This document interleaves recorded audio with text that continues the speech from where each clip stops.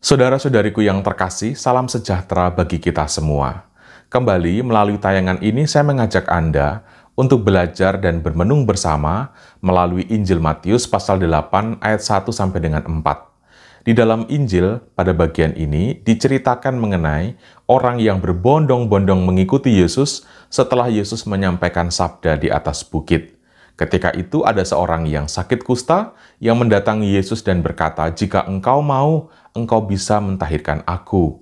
Dan Yesus mengatakan, "Aku mau, jadilah engkau tahir." Sesudah menyembuhkannya, Yesus melarang orang itu untuk memberitahukan tentang peristiwa itu.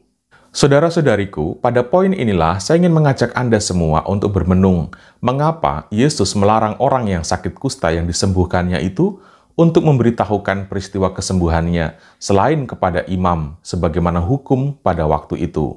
Inilah sebenarnya yang menjadi kritik untuk kita. Kita beriman tetapi menjadi tidak seimbang. Beriman mendekati Tuhan hanya untuk sesuatu yang bersifat spektakuler, hanya untuk sesuatu yang tidak mampu lagi ditangani oleh manusia. Padahal kita dipanggil untuk beriman agar kita menjadi semakin sungguh-sungguh manusia.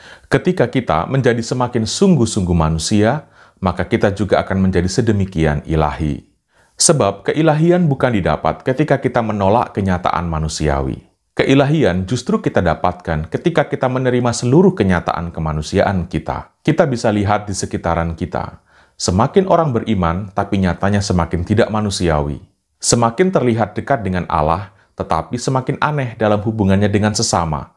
Saudara-saudariku, beriman dalam perspektif kita sebagai orang Kristiani adalah beriman di dalam Yesus sebagai yang sungguh Allah dan sungguh manusia.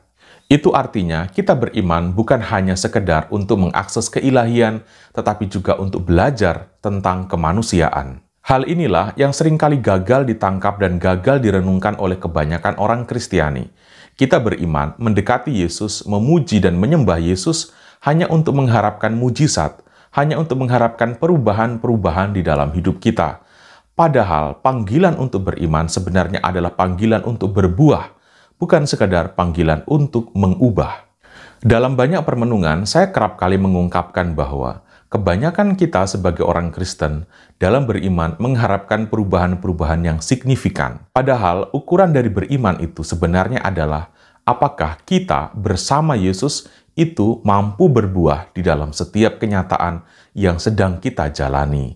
Sebagaimana orang kusta tadi mengatakan bahwa, "Tuhan, kalau engkau mau," tentu saja saudara-saudariku, Allah mau mengubah hidup kita. Tetapi yang jauh lebih Dia inginkan, atau jauh yang lebih Dia mau adalah kita bersama Dia berbuah di dalam setiap kenyataan.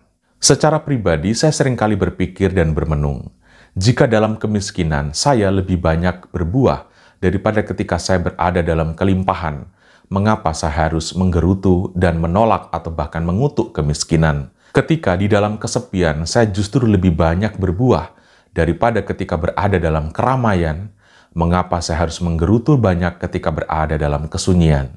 Ketika ketaatan membuat saya lebih banyak berbuah daripada ketika saya berada dalam kebebasan yang tak terkendali, mengapa saya harus menggerutu terhadap ketaatan ini? Sekali lagi saudara-saudariku, tentu saja Yesus mau atau bersedia untuk mengubah kenyataan hidup kita yang tidak menyenangkan. Tetapi lebih dari sekedar mengubah yang tidak menyenangkan itu, Yesus berkeinginan atau berkehendak agar kita berbuah bersama dengan Dia. Saudara-saudari, Tuhan memberkati kita semua.